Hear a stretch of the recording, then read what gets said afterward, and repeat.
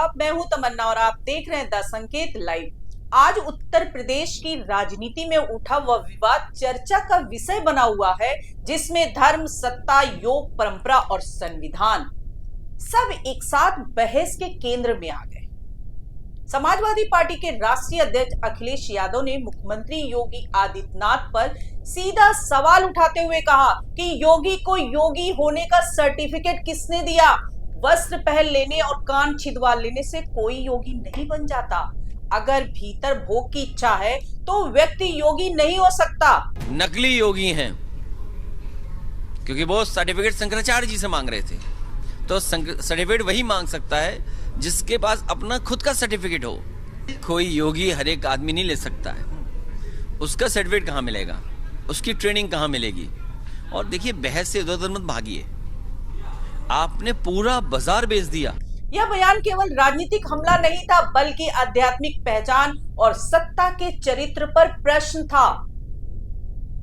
इसी संदर्भ में उन्होंने यह भी आरोप लगाया कि इतिहास में पहली बार पूजनीय शंकराचार्य को गंगा स्नान नहीं करने दिया गया, जो सनातन परंपरा के सम्मान के विरुद्ध है। वहीं दूसरी ओर मुख्यमंत्री योगी आदित्यनाथ ने जवाब दिया, हर व्यक्ति शंकराचार्य नहीं हो सकता, मर्यादा का पालन जरूरी है। हर व्यक्ति शंकराचार्य नहीं लिख सकता। हर व्यक्ति हर पीठ के आचार्य के रूप में जाकर के जहां तहां वातावरण खराब नहीं कर सकता। उन मर्यादाओं का पालन सबको करना होगा। और अगर वो शंकराचार्य थे तो क्यों आप लोगों ने लाठीचार्ज किया था वाराणसी में? क्यों एफआईआर लॉन्च किया था? आप नैतिकता की बात करते हैं। उनका संकेत था कि धार्मिक उपाधियों और परंपराओं की भी एक संरचना होती है और कोई भी व्यक्ति स्वयं को कुछ भी घोषित नहीं कर सकता। इस विवाद में शंकराचार्य अविमुक्तेश्वरानंद का बयान आग में घी का काम कर गया। उन्होंने कहा कि योगी आदित्यनाथ के ऊपर 40 से अधिक मुकदमे थे, जो मुख्यमंत्री बनने के बाद वापस ले लिए गए। नजीर है आदित्यनाथ नाम का व्यक्ति, जिसके ऊपर 40 से ज्यादा मुकदमे थे, जैसा कि आप प्रेस वालों के माध्यम से हमको ज्ञात। और 40 से ज्यादा मुकदमे जब मुख्यमंत्री बने तो सब उन्होंने अपने ऊपर से हटवा लिए। एक ऐसा कानून का पालन है कि जो अभियोग आपके ऊपर लगाया है उसको न्यायालय में आप जाकर के सामना नहीं करते हैं, बल्कि वो सब अभियोग अपने ऊपर से हटवा लेते हैं। ये क्या कानून में लिखा है कि कोई व्यक्ति अगर किसी बड़े पद पर बैठ जाएगा तो उसके ऊपर से सारे मुकदमे हटा लिए जाएंगे, वो अपराधी नहीं रह जाएगा? ये कहाँ लिखा है? पिनल कोड में लिखा है, ये भारत के संविधान में लिखा है, कि जो नई भारत दंड संहिता बनी है उसमें लिखा है, कि आपके भारतीय जनता पार्टी के संविधान में लिखा है? बताओ कहाँ लिखा है? कि गोरखनाथ मंदिर के संविधान में लिखा है कि गद्दी पे बैठने के बाद जो अपराध होते हैं वो सब हट जाते हैं और उसके बाद व्यक्ति निष्कलुष निष्पाप घोषित हो जाता है। ये आपने कर लिया। बताओ कहाँ, किस कानून में लिखा है? सदन में खड़े होकर के, उत्तर प्रदेश की विधानसभा में खड़े होकर के तुमने ये कहा है कि मैं कानून का पालन करने वाला हूं। अगर तुम कानून के पालन करने वाले हो तो निकालो वो 45 केस जो भी रहे हो और उनका सामना कोर्ट में करो। हम मान लेंगे कि तुम कानून का पालन करने वाले हो, लेकिन तुम कानून को अपने ढंग से तोड़ करके मरोड़ करके चलने वाले लोग, तुम सदन में खड़े होकर के ये हिम्मत करते हो बोलने की कि तुम कानून का पालन करने वाले हो? उन्होंने सवाल उठाया, किस संविधान में लिखा है कि कोई व्यक्ति मुख्यमंत्री बन जाए तो अपने ऊपर के केस वापस ले ले? उन्होंने योग्यता और रिश्तेदारी के आधार पर पद मिलने की बात भी कही और ये आरोप लगाया कि क्या इस धरती पर केवल एक ही व्यक्ति योग्य है और बाकी सब अयोग्य हैं? यह टिप्पणी केवल व्यक्तिगत आलोचना नहीं, बल्कि सत्ता संरक्षण पर सवाल है। अब इस पूरे प्रकरण को समझने के लिए हमें 3 स्तरों पर विचार करना होगा। पहला, आध्यात्मिक वैधता, दूसरा, कानूनी राजनीतिक प्रक्रिया और तीसरा, नैतिक प्रश्न। आध्यात्मिक वैधता का सवाल ये है कि योगी कौन है? सनातन परंपरा में योग, त्याग, संयम और आत्मानुशासन का मार्ग है। योगी आदित्यनाथ गोरखपुर मठ के महंत है और उन्होंने संन्यास परंपरा में दीक्षा ली है। उनके समर्थक कहते हैं कि वह दशकों से धार्मिक और सामाजिक कार्यों में सक्रिय रहे हैं और लोकतांत्रिक प्रक्रिया में जनता द्वारा चुने गए हैं, इसलिए उनकी पहचान पर प्रश्न उठाना राजनीतिक है।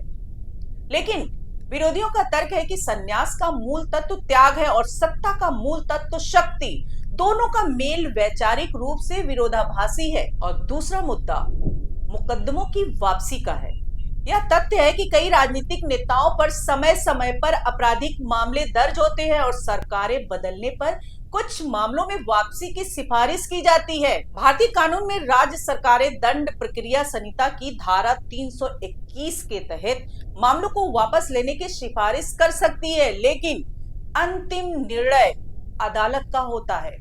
प्रश्न ये है कि क्या इस प्रक्रिया का उपयोग निष्पक्षता से हुआ या राजनीतिक सुविधा के आधार पर। यह बहस केवल योगी आदित्यनाथ तक सीमित नहीं बल्कि पूरे देश की राजनीति में समय समय पर उठती रही है। और तीसरा प्रश्न धार्मिक मर्यादा और प्रशासनिक नियंत्रण का है। यदि किसी शंकराचार्य को किसी धार्मिक आयोजन में रोका गया तो उसके पीछे सुरक्षा या प्रशासनिक कारण थे या वैचारिक मतभेद। मुख्यमंत्री योगी आदित्यनाथ का कहना है कि मर्यादा का पालन जरूरी है, जबकि विरोधी इसे धार्मिक स्वतंत्रता में हस्तक्षेप बता रहे हैं।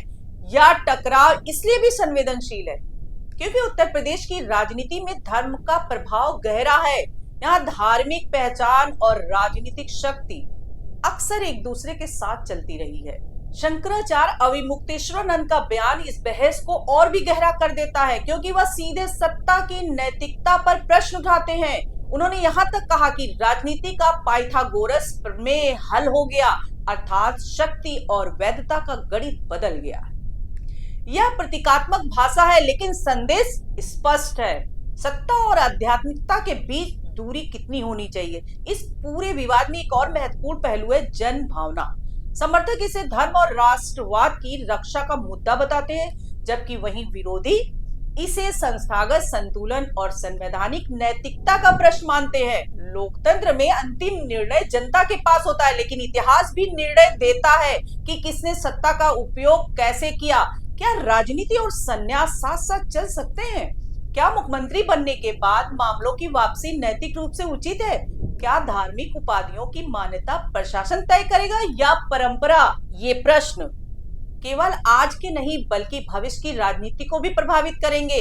बहस जारी है, बयान जारी है और राजनीतिक तापमान बढ़ रहा है, लेकिन हमें तथ्यों, कानून और परंपरा तीनों के संतुलन से इसे समझना होगा। आप अपनी राय कमेंट्स में लिखिए। क्या यह वैचारिक संघर्ष है, राजनीति रणनीति है या दोनों का मिश्रण? आज के लिए इतना ही। नमस्कार दोस्तों।